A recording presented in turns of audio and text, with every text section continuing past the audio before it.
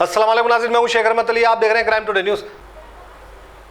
जनाब कलीमुद्दीन बाबा साहब, बहुत बहुत शुक्रिया आप हमारे स्टूडियो को आए हैं और अहम मौजू पे बात करने के लिए हमने आपको तलब किया है कि किस तरह से जो सारे मुल्क के तो हालात है कांग्रेस और भारतीय जनता पार्टी के बीच में, लेकिन तो जिस तरह से तेलंगाना में नवनीत राणा आकर जो है बयान दिए हैं 15 सेकंड के ताल्लुक से, और इस तरह से लगता है कि इलेक्शन नहीं, एक हिंदू बना मुसलमान की एक जंग चल रही है और मुद्दों को छोड़कर जो है इस पर जो है कोई पार्टी वाले मुसलमानों की बात कर रहे हैं, कोई पार्टी वाले हिंदू की बात कर रहे हैं। इस तरह से हालत ख़राब हो रहे हैं, इसको आप किस नज़र से देखते हैं और आने वाले हालत कैसे आपको नज़र आते हैं? जी, बहुत बहुत शुक्रिया आपका, आपने मुझको मौका दिया आपके चैनल पे बुला करके। सबसे पहले मैं एक बात ये बोलना चाहूँगा आपके चैनल के माध्यम से, जैसा गुरु वैसा चेले। तो गुरु अच्छा नहीं है तो चेले कहाँ से अच्छे रहेंगे। आज हिंदुस्तान में कम्युनल पॉलिटिक्स को इतना बढ़ावा दिया गया और इतना बढ़ावा है कि जो है हमारे प्रधानमंत्री, कभी कभी मुझको ऐसा लगता है वो भारत देश के प्रधानमंत्री नहीं है, कल्पना कर रही वो हिंदू राष्ट्र के प्रधानमंत्री है।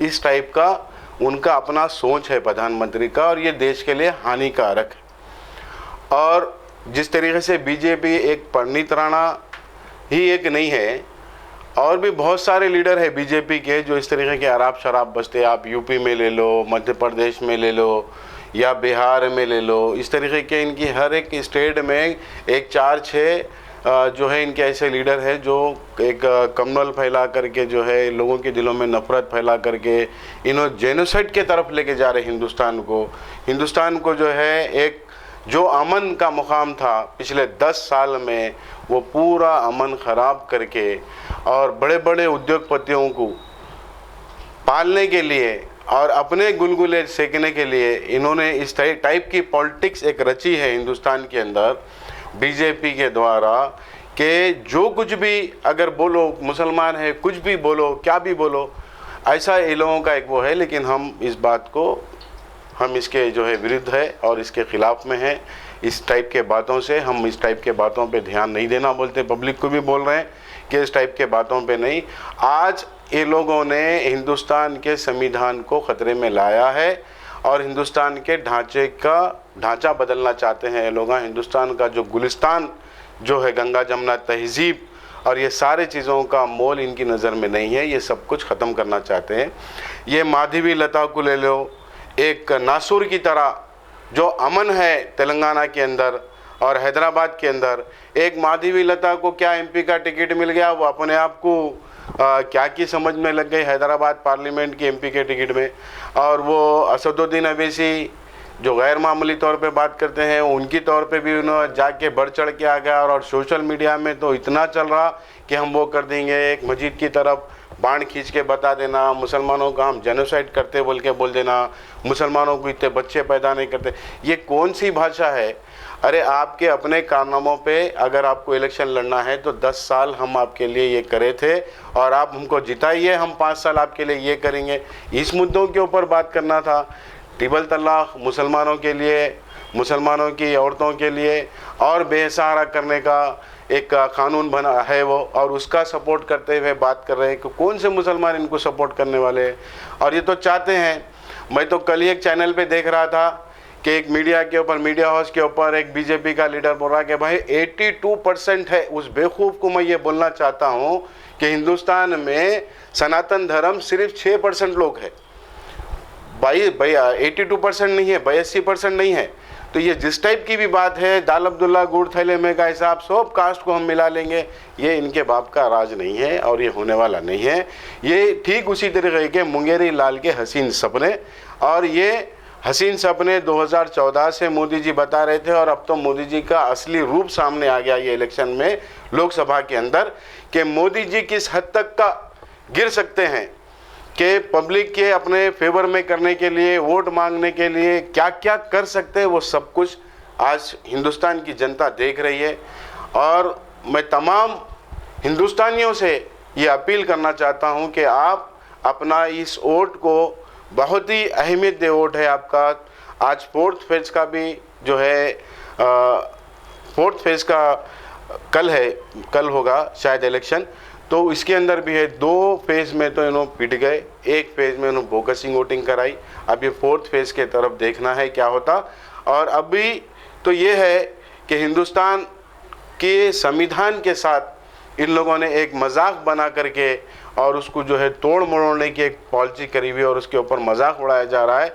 लेकिन हम देशभक्त है। जो लोग ये कहते हैं चंद वोटों के लिए कि मुसलमान छोड़ो पाकिस्तान जाओ, तो मैं ये कहता हूँ कि तुम आर्यन समाज वाले लोग कहाँ जाओगे। मुसलमानों के लिए बहुत देश है और ये मुसलमानों का देश है। मुसलमानों ने आज़ादी में खून बहाया, तिरंगा मुसलमानों ने बनाया और तोपें मुसलमानों ने अपने सीने पे खाई।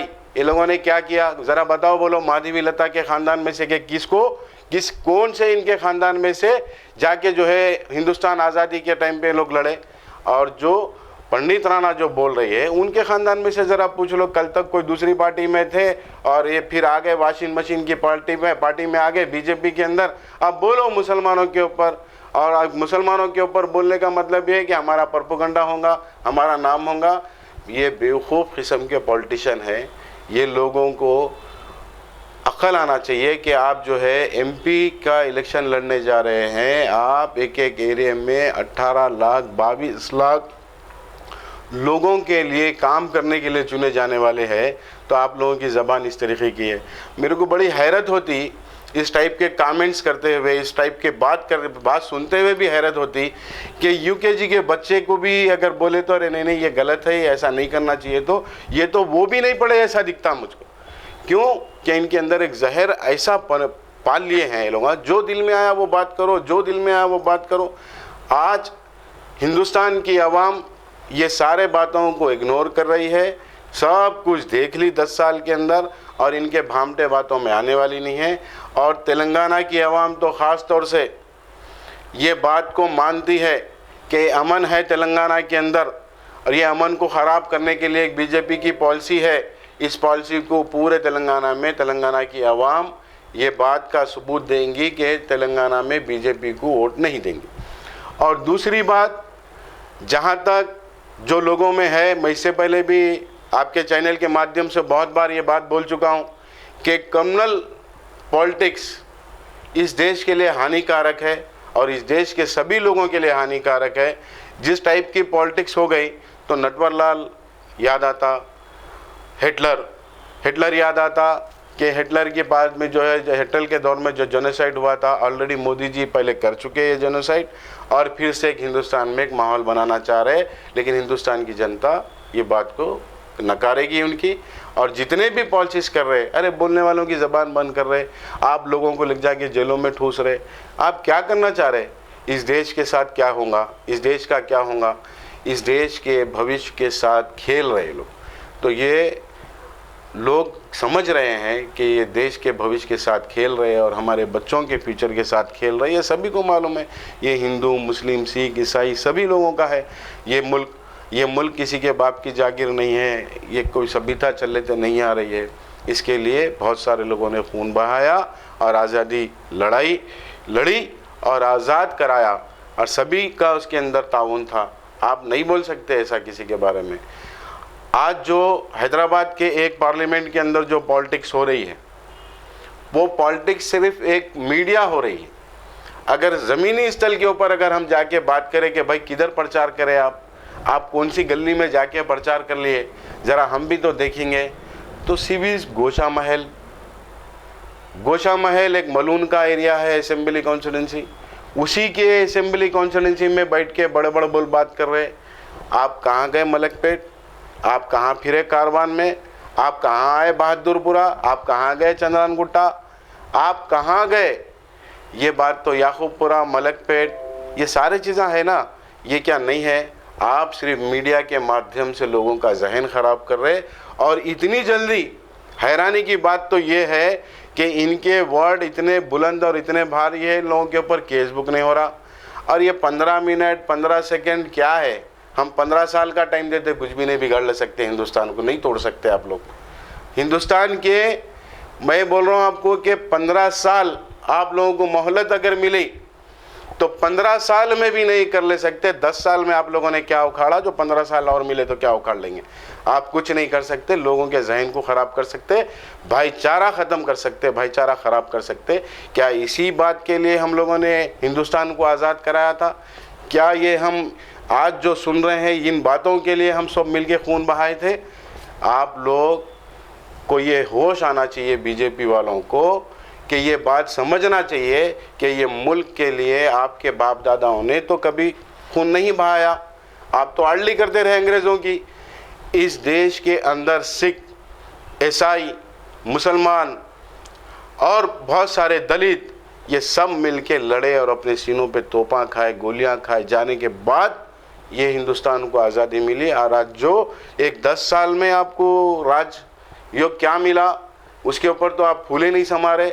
आपको समझ में नहीं आ रहा कि क्या करना है। अब तो बौखला गए और बौखलाहट का ऐसा शिकार है कि किसी के ऊपर भी कुछ भी थोप दो और झूठ सारा बोल दो। ये पब्लिक पूरी हिंदुस्तान की हम जैसा चाहे नचा लेंगे।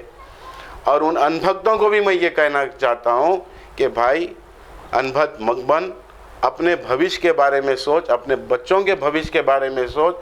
सब ये हमारे 5 उंगली जिस तरह हमारे बदन में है, हमारे हाथों में जो 5 उंगली है, इसी तरीके से हमारे मुल्क की शान है। हम सब मिले तो हमारी मुट्ठी बनेगी और हम सब मिल के लड़ेंगे तो ही ये काम होगा।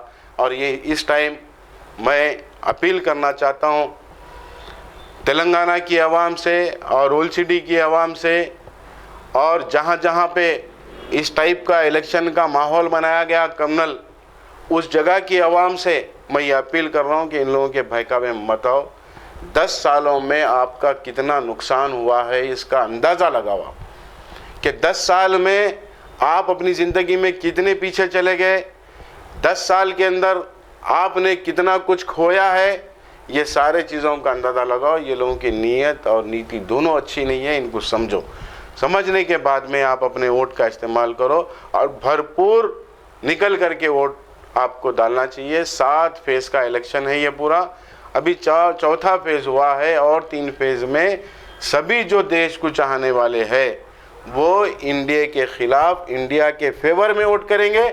और ये मैं कहता हूँ आपको कि इस बार मोदी हटाओ देश को बचाओ, कम्युनल पॉलिटिक्स को हटाओ देश को बचाओ, ये नारा आपका होना चाहिए और यही नारे के साथ आपको काम करना होगा। इसीलिए आपने खून बहाया था और इसकी सही वक्त आपको भारतीय होने का, हिंदुस्तानी होने का अगर फ़र्ज़ निभाना चाहते हो तो आप दोबारा हिटलर के जैसे लोगों को आप चांस मौका मत दो। ये करने वाले कुछ नहीं है, करे कुछ नहीं, सिर्फ आपके लिए धोखा। पुलवामा एक धोखा था जिसके बारे में वहाँ के गवर्नर अगर आकर के बोलते हैं तो इग्नोर करती है और गोदी मीडिया को मिला करके प्रोपेगेंडा चला रहे हैं। और आज उठा करके देखो, आप फेसबुक उठा करके देखो, इंस्टाग्राम उठा करके देखो, ट्विटर उठा करके देखो, यूट्यूब खोलो, जहाँ देखो बस भड़काओ भाषण, भड़काओ भाषण। भड़काओ भाषण से पेट नहीं भरता, अच्छी पॉलिसी से भविष्य बनता। अच्छी पॉलिसी से आपका जो है कैरियर आपके बच्चों का बनेगा।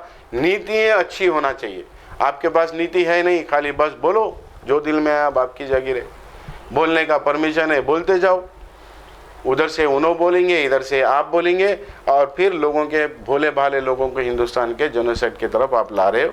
और हिंदुस्तान को बचाना हर एक हिंदुस्तानी का फ़र्ज़ है और संविधान बचाना है तो इन लोगों को हटाना है। बीजेपी हटाओ, संविधान बचाओ, ये नारा होगा और ये नारे के साथ में आपको काम करना है।